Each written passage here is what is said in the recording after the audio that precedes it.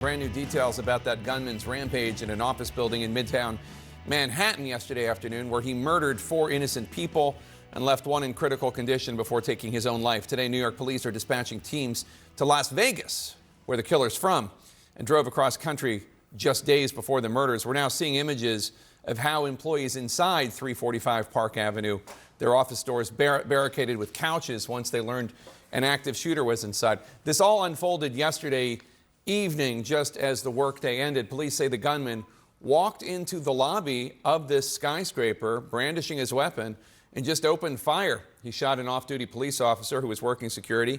He shot a woman as he entered. Then he went to the elevator where he shot a security officer and another man.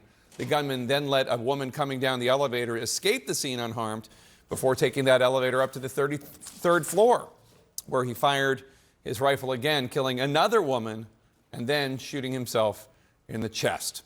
A source told CNN that the gunman had a note in his pocket expressing grievances with the National Football League, which has offices in that Park Avenue building. The note alleging that he suffered from CTE, chronic traumatic encephalopathy. It's a disease linked to head trauma, often associated with football players. The gunman reportedly writing in the note, "Study my brain, I'm sorry." A source tells CNN's John Miller that the gunman was placed on a psychiatric hold in 2022 and 2024. We know that the surviving victim of the attack, who's now critically injured, is an employee of the NFL. And today a memorial has formed outside 345 Park Avenue for the 4 victims who were killed. NYPD officer Didarul Islam was one of them. He was off duty. He was working security for the building. Islam leaves behind 2 young sons and a pregnant wife. He was his father's only son. The family imam and neighbor telling media today that Islam's father suffered a stroke upon hearing the tragic news of his son's death. His fellow officers and bystanders lined the streets as his body was moved to the medical examiner's office. City officials are hailing him as a hero. Also killed Wesley LaPatner, an executive at Blackstone investment firm, a wife and a mother. Her company described her as brilliant, warm, and generous. LaPatner was an alumna of Yale. She served on multiple philanthropic boards. Also now identified as a victim is Julia Hyman, an employee of Rudin Management Company, the owner of the building. She was a 2020 graduate of Cornell University, a Manhattan native, a daughter and a sister. Her professor from Cornell remembering her as an extraordinary student with a commitment to learning. Alain Etienne was the security guard who lost his life on the job. His union president called him a New York hero who took his duties extremely seriously. Horrible, horrible news. May all of their memories be blessings. Let's go now to CNN's Shimon Prokupecz, who's outside 345 Park, where the shooting took place last night. Shimon, what does the scene look like today? So just in the last few moments, Jake, they've been boarding up the front of this building where the shooting took place, where it all started. There's still shattered glass.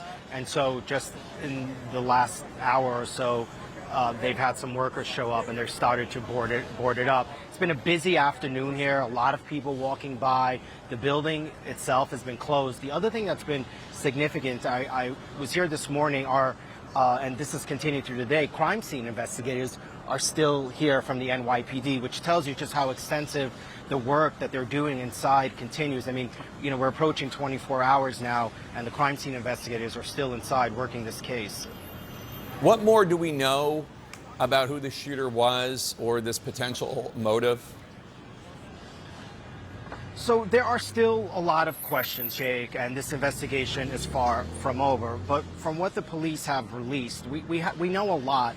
Significantly, that they are investigating now another individual who may have helped the shooter purchase parts of the gun.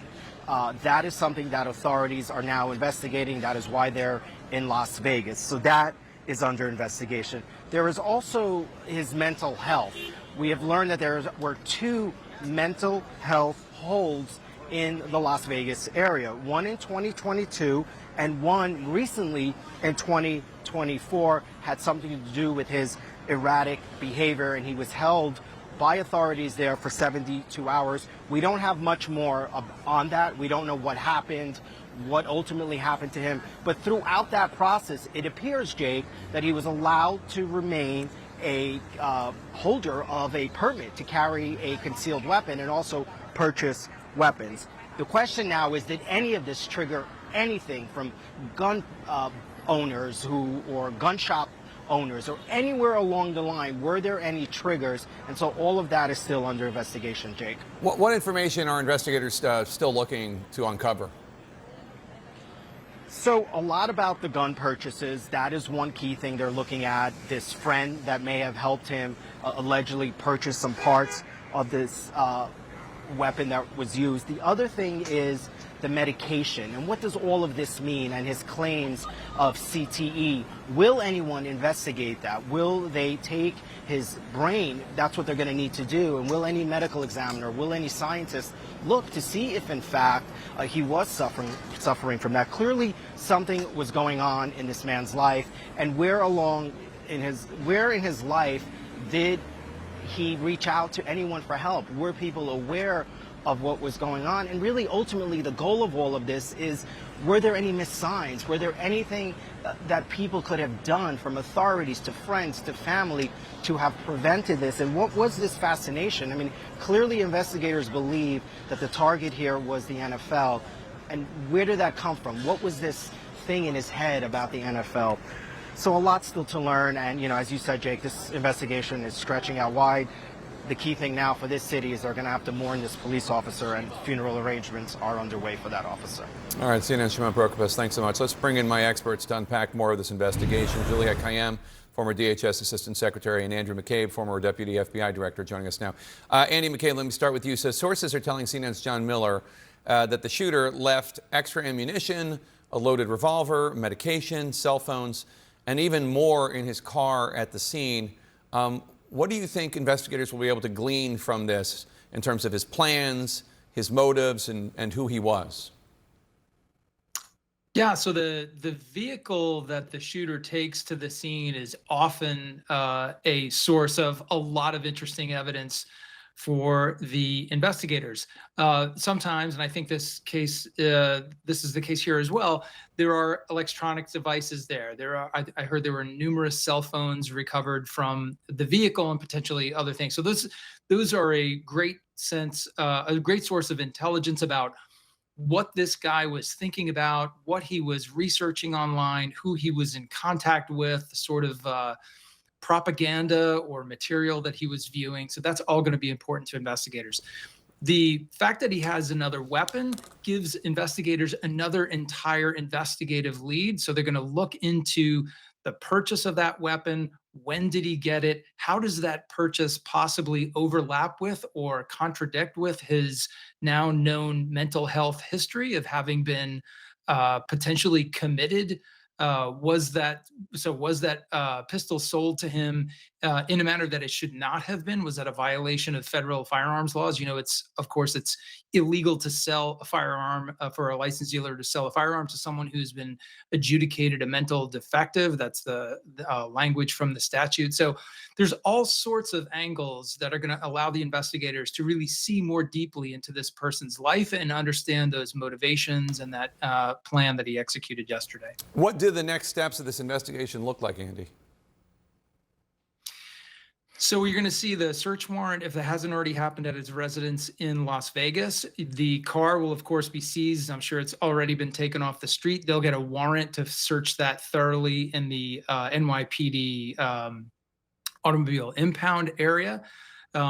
We know that they're sending teams out to Las Vegas to participate in the searches and also to pursue this line of investigation about the firearms purchases. So in addition to the loaded Colt 357 Python that you see in that box that we're showing right there, that's the butt of that gun. We also know that the AR-15 that he was carrying, he actually assembled himself. He was able to purchase the necessary parts for that rifle and put it together. This is not something that's particularly hard to do. There's tons of tutorials out there on the internet that show people how to do this. Purchasing the important pieces like the receiver, like the trigger apparatus, like, of course, the barrel, all these different parts that need to go into it. Pretty easy to do at gun shows as long as you are not a prohibited purchaser. Quite frankly, the traffic in parts of weapons is very loose right now. And for people with a little bit of knowledge, that enables some of them to avoid the problems that they might ordinarily have purchasing weapons. So it's a bit of a loophole in our gun laws.